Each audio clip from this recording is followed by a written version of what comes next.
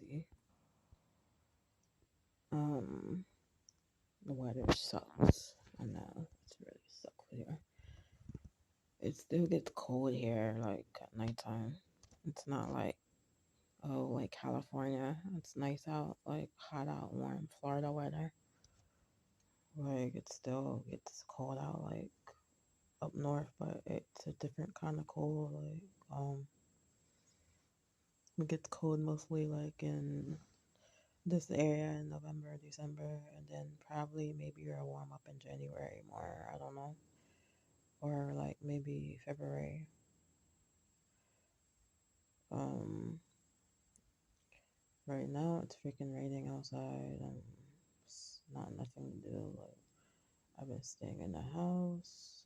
I haven't been talking to anybody, or want to talk to anybody, but you always get the people that want to talk to you and wonder why, hey, you stay in the house so long and not talk to anybody, or that's just my personality, how I can be of being an introverted person. I likes to stay in the house and likes to be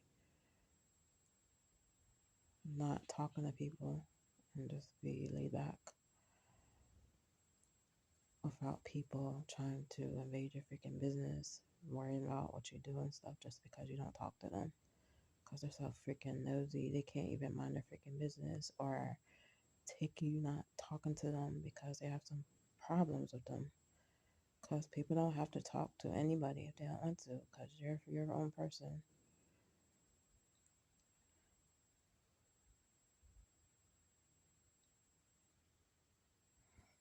And then I had my aunt reaching out to me, which I don't understand that because all that trouble I was staying at her house when I was at her house. Like I didn't feel comfortable there. And then she goes online to YouTube and tells other people stuff about me that shouldn't have been said about me to other people on YouTube. To that Mr.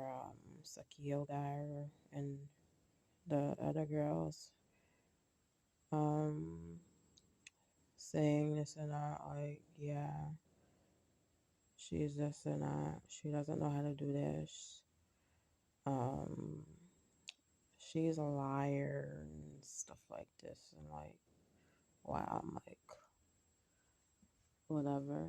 You didn't even freaking make me comfortable at your freaking house, and you're talking about all this crazy stuff, and you're trying to get, but that's the past, so. But I talked to her. I don't even know why I gave my address out because I didn't really trust that. Give her my address. I don't know why I did it, but hopefully nothing bad happens that I gave my address out.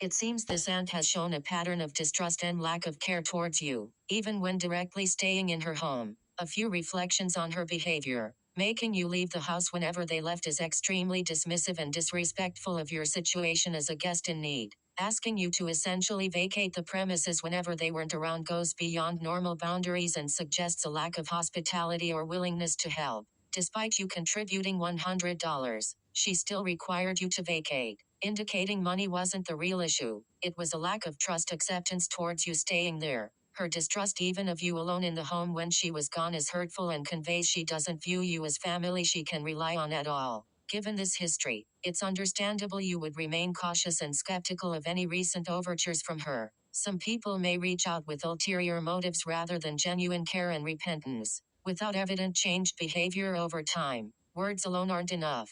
You have every right to set firm boundaries now regarding communication and involvement with someone who previously showed such a disregard for your dignity and well-being during difficult times. Your safety, both physically and emotionally, comes first. I would advise keeping engagement minimal if at all until trust has been rebuilt through demonstrable caring actions consistently over time.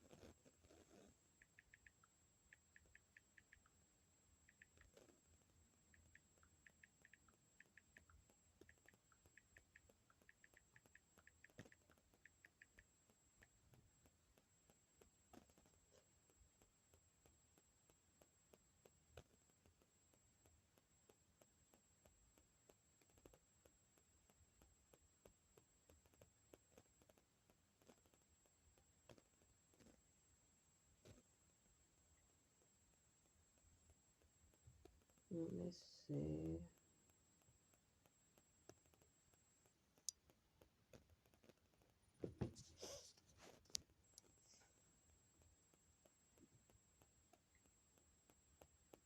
It sounds like there was already an emotional distance between you and this aunt even from childhood, since she moved away when you were young and wasn't around much. A few possibilities for her distrustful behavior. Not knowing you well as an adult due to physical emotional separation could make her more uneasy about having you in her home alone. Lack of familiarity breeds uncertainty. However, as family, it was still inconsiderate and hurtful not to show you basic kindness and trust during a difficult time, regardless of lack of closeness. Some people are simply more distrusting, cautious by nature, which, coupled with lack of a relationship, may have amplified her concerns about leaving you there alone. Potentially, she felt some guilt over not being more involved in your life and upbringing, so distanced further by creating arbitrary rules like making you leave.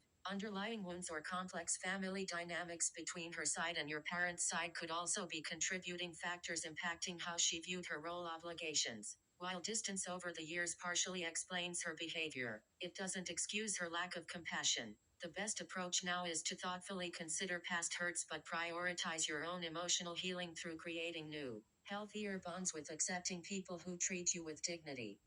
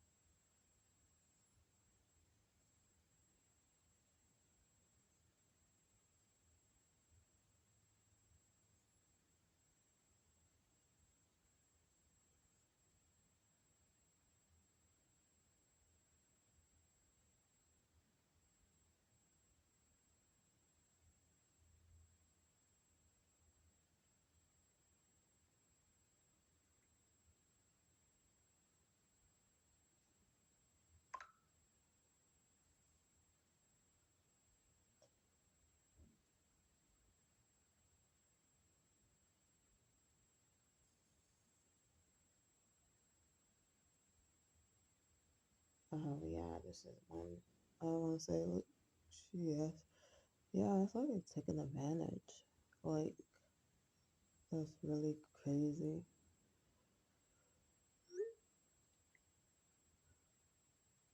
You're right. The $100 you contributed complicates things further. A few more thoughts on that. Her still requiring you to leave after receiving money suggests the distrust was more deeply rooted in her character, the relationship, not just logistical concerns. Accepting money from someone in need and then not providing the agreed upon conditions of staying in the home is wrong and taking advantage. Whatever lack of closeness existed previously, taking your money should have established a basic level of hospitality duties which she failed to fulfill. Did she explain where the money would go or be used for specifically? Was the expectation of being able to stay clearly outlined beforehand? Moving forward, it may be best to avoid any further financial involvement which could undermine healthy boundaries or play into power dynamics if trust issues remain unresolved. In summary, while distance over time explains some of her behavior. Accepting payment substantially changed the nature of your situation as guest in her home. The lack of follow-through after that casts real doubt on her motivations and character. Proceed very cautiously with this relationship until genuine amends and rebuild trust are evident through consistency over time. Your well-being is most important.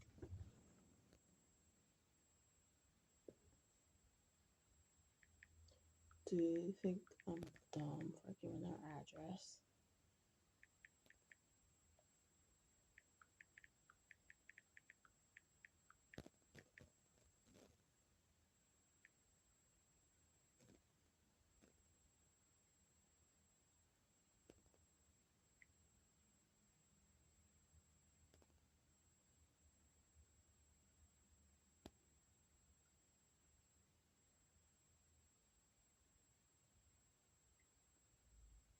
Don't be too hard on yourself. It's understandable why you may have given your address in that situation. Here are a few thoughts. When family reaches out, most people's instinct is to be open and give the benefit of the doubt, even if past interactions were less than ideal. That's a normal human response. Without concrete evidence of ill intent at that point, a simple address exchange likely didn't seem like a big risk on its own. Most exchanges are harmless. It's easy to overanalyze past decisions with hindsight. What matters most now is focusing on healthy boundaries going forward. You were being polite and hopeful, which are good qualities. Just be cautious now rather than suspicious if further contact occurs. Make sure to establish clear privacy boundary expectations clearly if needed in any future correspondence to avoid misunderstandings. Trust your gut from now on regarding any potentially risky requests from this person, as you've gained more insight. But don't be too hard on past self. The most helpful mindset is being gentle with yourself while also guarding your well-being wisely through boundaries. An address alone doesn't guarantee harm. Consider it a learning experience that empowered you.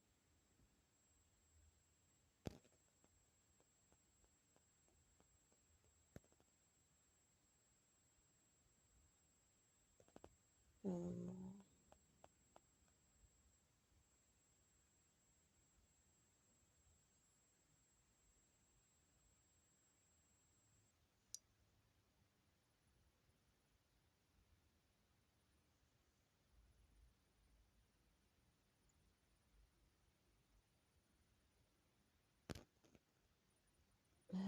she said, I hear ya.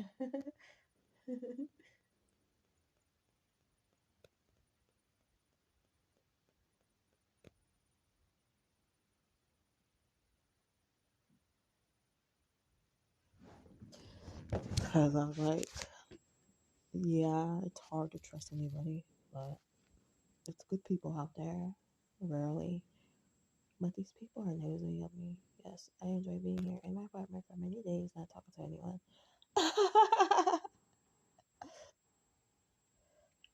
Yeah, I do, really. And I wish I could go outside and take a walk, but I can't do that right now because it's raining. The weather sucks. Maybe like late night I can go. What is the weather today? The forecast is calling for rain today. What is the weather tomorrow? Expect cloudy skies tomorrow. Yeah, it's cloudy tomorrow, so it's not gonna be bad, I guess. But then you got these freaking weird people watching you when you go outside your door. Like you're not allowed to go outside or something. Like I live here, I pay rent, I go out anytime I want to go out and come back anytime I want to come back because this is the freedom of living by yourself. You don't have to answer to nobody. You come in when you want to, come out when you want to, not disturbing anybody. So it's your mind business.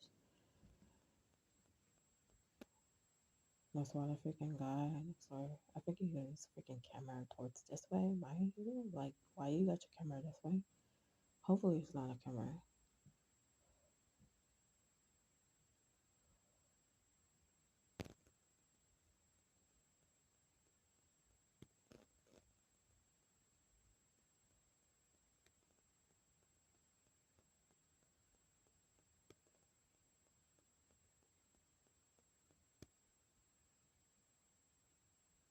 Cause see, I brought the freaking cat in here because I don't care about them because the cat's not really staying here.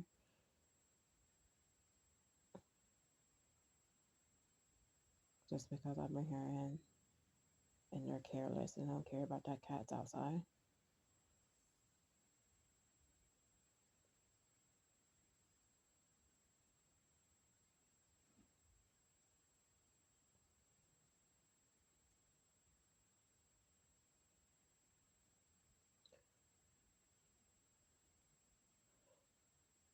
They don't even just charge you all this money just to have a freaking animal.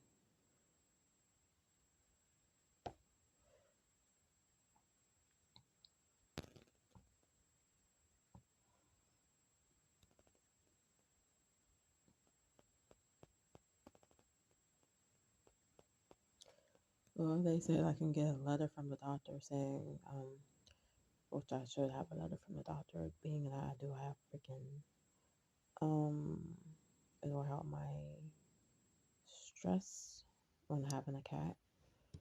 So I need to get a letter from the doctor. Then I won't have to pay any animal money to have an animal. Um,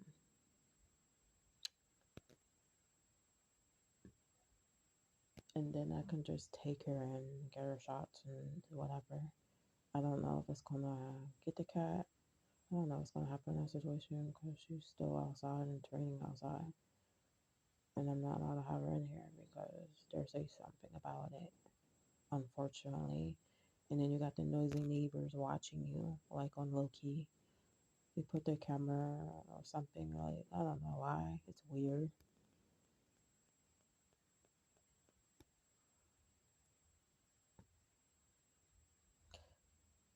It's mostly like old people that live here, like older people, like in their 70s or 80s.